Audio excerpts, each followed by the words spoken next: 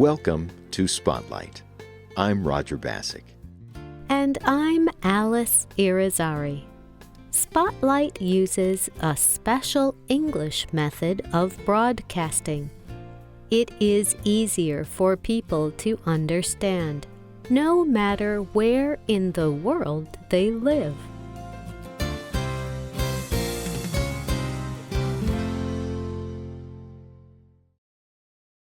In 1843, the Danish writer Hans Christian Andersen published a story. He called it The Ugly Duckling.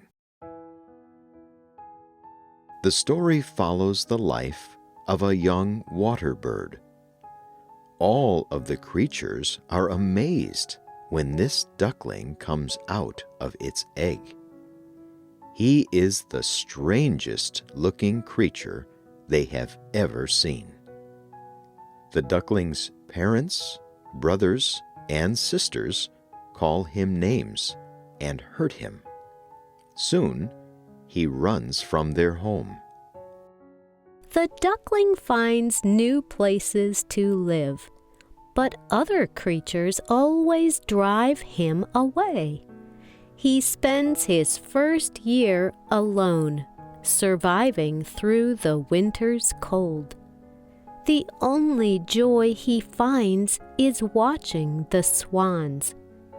These larger water birds have long, graceful necks.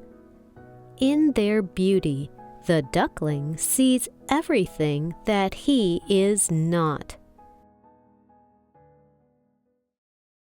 At the end of his first year, the duckling decides to go to the swans. He believes the swans will kill him because of his appearance. But when he arrives, the birds welcome him. He looks down at his reflection in the water. He discovers that he has grown up to be a swan. He was never a duck. He was always a young swan. The animals who made fun of him did not recognize his beauty underneath. At the end of the story, the ugly duckling flies away with his new family, proving everyone who made fun of him wrong. The Ugly Duckling is a story for children. Its message is that not everyone sees talent or beauty for what it is at first. But the story may as well be a story of Andersen's first years.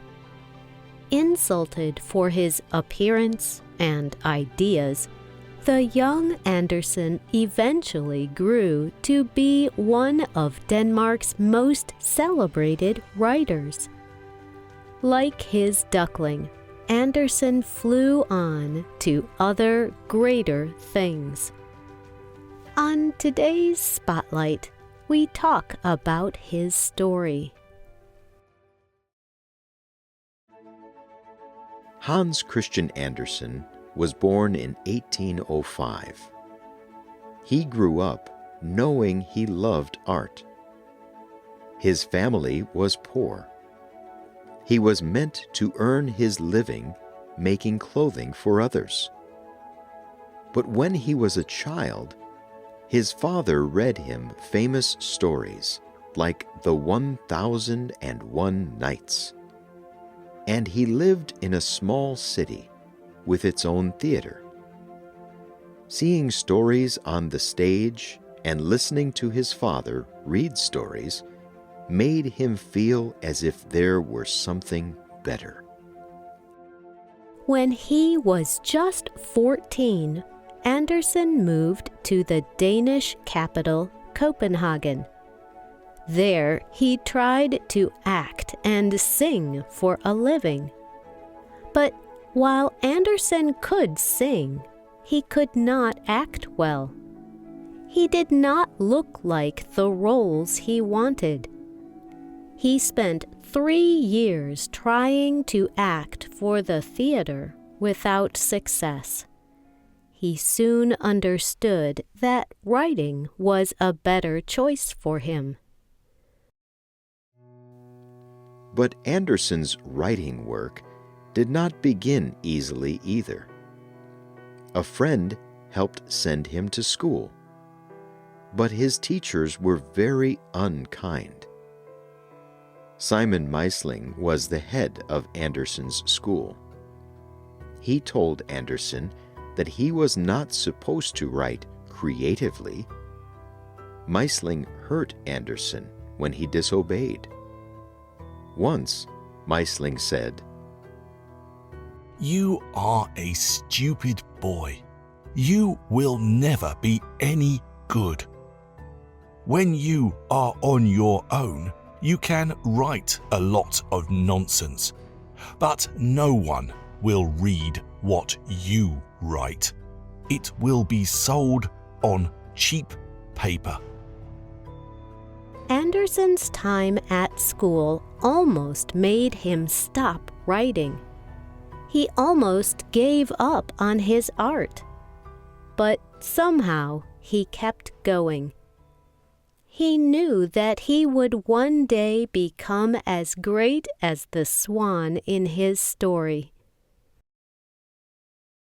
Andersen began writing seriously after he left school. His first pieces were about the places he traveled. But the stories that brought him his most success were his fairy tales.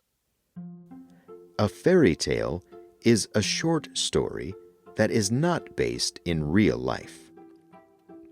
Often, these stories teach a life lesson and include magical characters or events.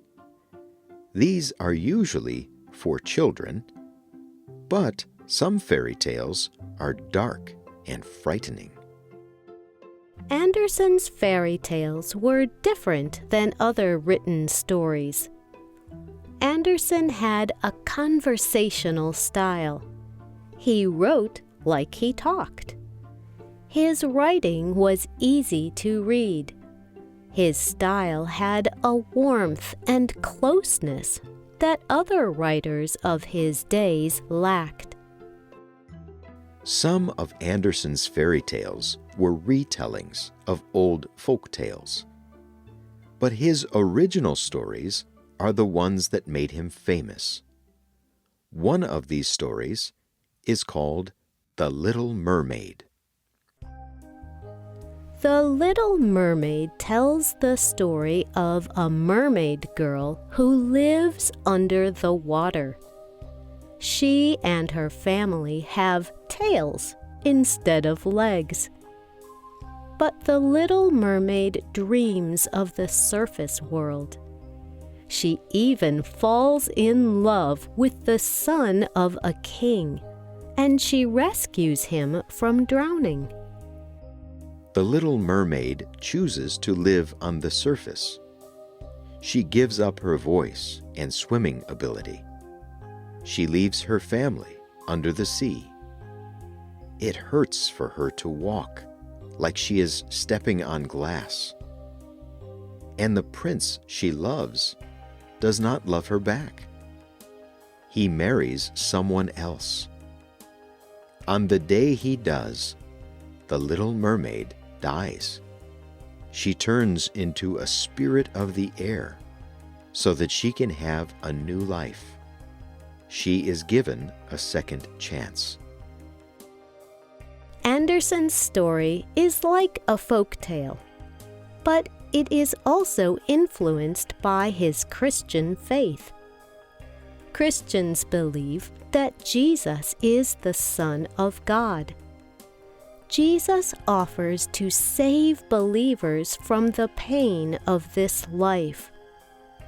The Little Mermaid made many bad decisions. She suffered for these. But she was saved at the last possible moment. Her second chance is one of the wonderful gifts in this tale. But it is also the story of someone being saved even though she made bad decisions. Andersen's work made him a success by the time he was 30. He met with real kings, real princesses, and the most famous people in his country.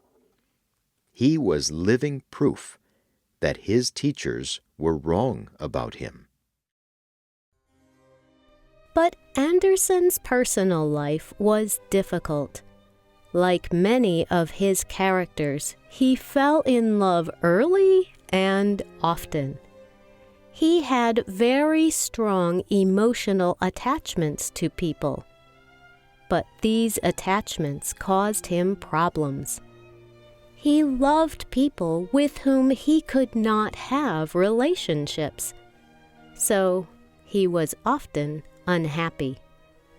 He had a hard time taking disapproval or failure. Problems in his life would leave him emotionally destroyed, unable to speak for crying. He became famous, but he never stopped feeling like an outcast. Even though he had difficulties, Andersen's writing made him famous. By the time he died, his stories had been translated into dozens of languages. Today, his stories are some of the most well-known in the Western world. Many of his stories, such as The Little Mermaid, The Princess and the Pea, and The Emperor's New Clothes, have been retold films, television shows, ballets, and theater musicals. The city of Copenhagen honored Andersen by placing a statue of the Little Mermaid on a rock in its harbor. Hans Christian Andersen's name is tied to the fairy tale. His writing is proof that he overcame many difficulties. Anne Chinsom wrote for The Telegraph about Andersen. She said, "His stories are the best possible evidence to the great importance of a complex man. They are evidence to the transforming power of art."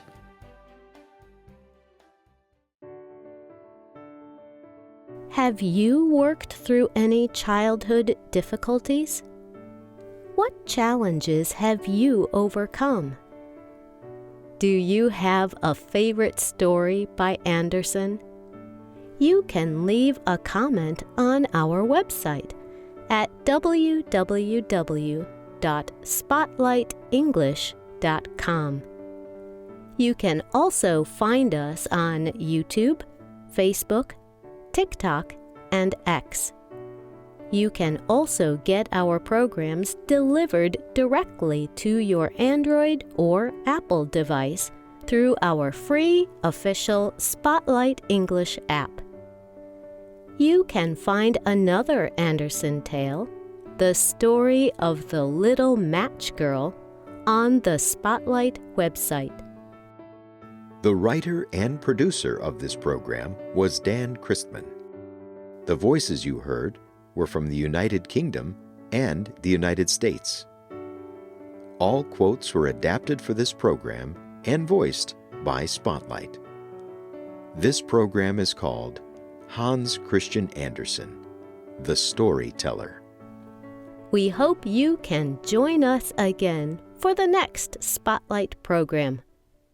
Goodbye.